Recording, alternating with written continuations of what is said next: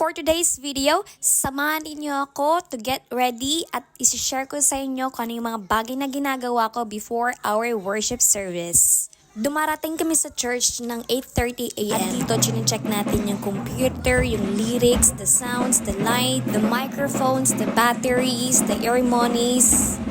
At ngayon nga ay nagwa-warm up ang ating drummer. At ito din ang ginagawa kong warm up sa aking boses, especially sa aking paghinga kasi mahina ako sa breathing.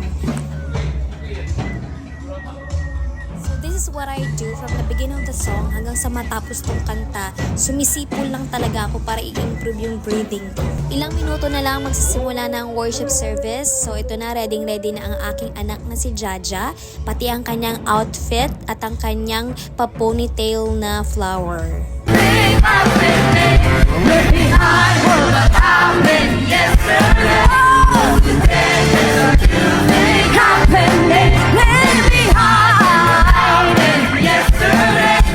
Today is a new day happening. This is the day that the Lord has made. We will rejoice and be glad in it. This is the day that the Lord has made. We rejoice and be glad in it. This is the day that the Lord has made.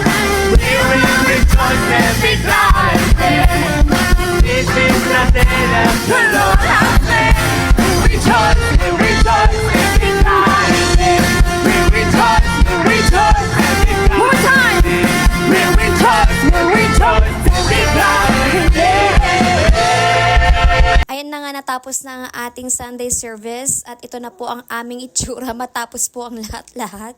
Around 3 p.m. another practice. This is preparation for our praise festival this June 30th. Alam niyo po, sa haba-haba ng oras na ginugugol namin sa pagpapractice, nagsimula kami ng 8:30 a.m. Ito yung amazing. Hindi ka nakakaramdam ng pagod sa loob. I mean to say that physically napapagod kami pero masaya yung loob namin kasi ginagawa namin. Matapos na ang lahat-lahat, bago kami umuwi ng bahay ay kumain muna kami. And today it's a mission accomplished. So thank you for watching.